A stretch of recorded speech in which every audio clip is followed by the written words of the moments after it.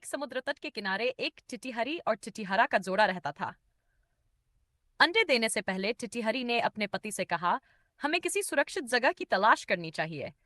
टिटिहरे ने जवाब दिया, यहाँ की सभी जगह सुरक्षित है, तुम्हें चिंता करने की जरूरत नहीं है। टिटिहरी ने कहा, जब समुद्र में ज्वार आता है तो उसकी लहरें इतने बलवान होती है कि बड़े बड़े जानवरों को भी बहा ले जाती हैं। हमें ऐसी जगह ढूंढनी चाहिए जो इन लहरों से दूर हो। टिटिहरे ने आत्मविश्वास से कहा, समुद्र इतना दुस्साहसी नहीं है कि मेरी संतान को नुकसान पहुंचाए। वह मुझसे डरता है, इसलिए तुम निश्चिंत होकर यहीं अंडे दे दो। समुद्र ने टिटिहरे की बात सुन ली और सोचा, यह टिटिहरा बहुत घमंडी है।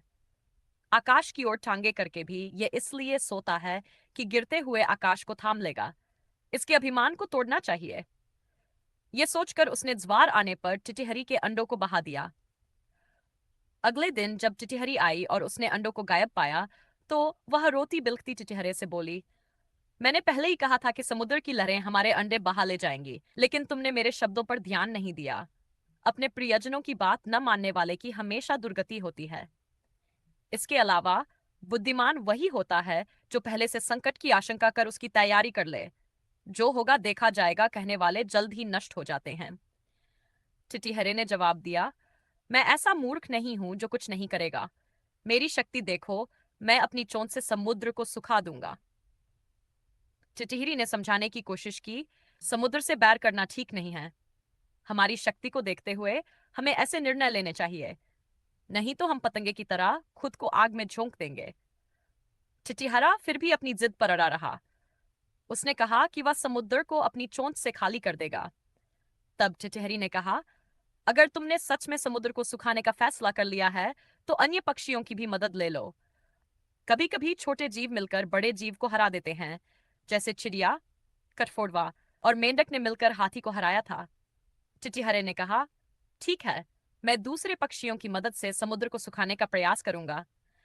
यह कहकर उसने बगुला, सारस, मोर और अन्य पक्षियों को बुलाया और अपनी समस्या बताई।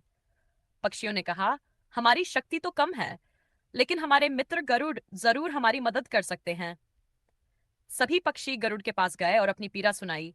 उन्होंने कहा, गरुड़ महाराज, आपके रहते हुए समुद्र ने हमारे समुदाय पर अन्याय किया है। आज उसने टिटिहरी के अंडे बहा दिए, कल वह किसी और के अंडे भी बहा ले जाएगा। हमें कुछ करना होगा, नहीं तो हमारा संपूर्ण पक्षिकुल नष्ट हो जाएगा। गरुड़ ने उनकी बात सुनकर उनकी मदद करने का निश्चय किया। उसी समय भगवान विष्णु का दूत गरुड़ को उनकी सवारी के लिए बुलाने आया। गरुड़ ने गुस्से में कहा, भगवान को कह दो कि वे दूसरी सवारी का प्रबंध कर ले। दूत ने गरुड़ के क्रोध का कारण पूछा तो गरुड़ ने उसे समुद्र के अत्याचार की कहानी सुनाई। भगवान विष्णु ने यह सुनकर स्वयं गरुड़ के पास जाने का निर्णय लिया।